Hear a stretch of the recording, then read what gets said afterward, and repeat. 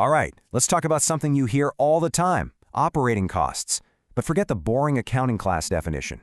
Today, we're going to look at this like a top-tier consultant would, as the secret key, the strategic lever that really determines if a business wins or loses. I mean, think about it. It's a story you see over and over. A company is just crushing it with sales, pulling in billions, they're everywhere, and then all of a sudden, they just implode. How in the world does that happen? Well, the answer isn't about the money coming in, it's about the money pouring out. It's the cost of keeping the lights on, building the product, paying the people. If you don't get a handle on this, I don't care how much revenue you have, it's a recipe for disaster. This is the engine room. So, here's our game plan. We're going to start by building a solid framework. Then we'll break down the two major cost buckets. After that, we'll look at it all through a completely different lens, apply it to a real-world Titan, and then we'll figure out what it all really means for strategy. Okay, first things first. Before you can analyze anything, you have to define the problem and give it structure. This is Consultant 101, right? You bring order to the chaos. So let's build our framework. At its heart, this is what we're talking about. These are the costs a business has to pay just to open its doors every day and, actually do business. It's not a one-time thing. It's the constant daily churn of expenses. Now, you can't just stare at one giant number. That's useless. To really get it, you have to deconstruct it. We're going to use a principle called MEIS. It stands for mutually exclusive, collectively exhaustive. All that really means is we're going to slice our costs into buckets that don't overlap, but when you add them up, you get the whole picture. And this is our first big slice. It's a really simple but powerful way to think about it. On one side, you've got the costs to actually make the thing you sell. On the other side, you've got all the costs to run the entire business operation. Make versus run. Simple. So let's dive into that first bucket, cost of goods sold. You'll usually hear it called COGS. This is everything that is directly, physically part of what the customer is buying. These costs are super tangible. If a company builds cars, COGS is the steel, the glass, the rubber for the tires. It's the salary of the person on the assembly line bolting the door on. It's even the electricity that's powering the robots. If it touches the product, it's probably COGS. Okay, so that's the make bucket. Now let's flip over to the other side, the run bucket. This is your selling, general, and administrative costs, or what you'll often hear called SG&A or OPEX. These costs are absolutely essential, but they aren't part of the physical product. This is the corporate nerve center. We're talking about the CEO's salary, the marketing team's budget, the accountants and lawyers, the rent on the fancy corporate headquarters. You need all of it to survive, but you can't point to the legal fees inside the car you just bought.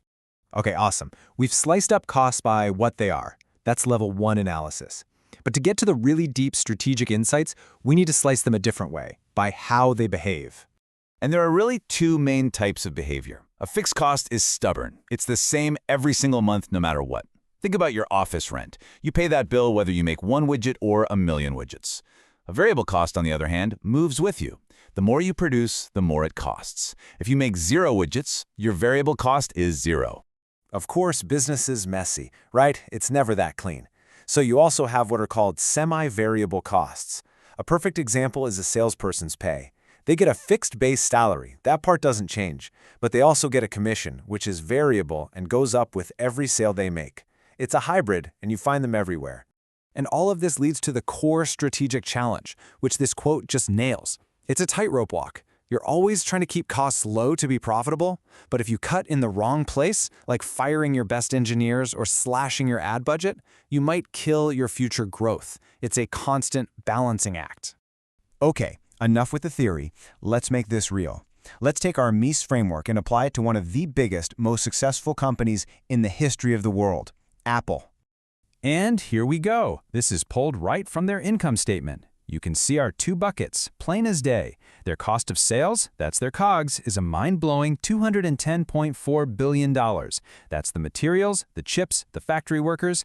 Then you've got their operating expenses, their SG&A, at $57.5 billion. That's Tim Cook's salary, the iconic marketing, the geniuses at the Apple Store.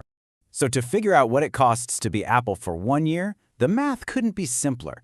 We just put our two buckets together. And there's the number. $267.9 billion. Over $250 billion. Just let that sink in for a minute. That is a truly staggering amount of money. Seeing a number that huge immediately brings us to the most important question, the whole point of this exercise. What does that number actually tell us? What's the story here? This is the real $1 million, or in this case, $1 billion question. Is that number good or bad? Well, here's the truth. On its own, for just 1 year, that number is almost completely meaningless. See, the real insight, the real story, isn't in the snapshot, it's in the motion picture. It's all about the trend. Are these costs growing faster than revenue? Slower? Is the company's engine getting more efficient over time, or is it getting less efficient? This is exactly what analysts do. They track these numbers over years. If revenue grows 10%, but your costs grow 15%, that's a huge red flag. It means something's getting leaky. But on the flip side, you have to be careful. As we see here, if you cut costs too deep, you might get a short-term profit bump, but you could destroy employee morale and future sales. So there you have it, a consultant's look into the engine room. The next time you read about a company, don't just get wowed by the big sales numbers. Go find their operating costs and ask yourself this question. You now have the framework to figure out if that engine is a finely tuned machine or if it's about to stall.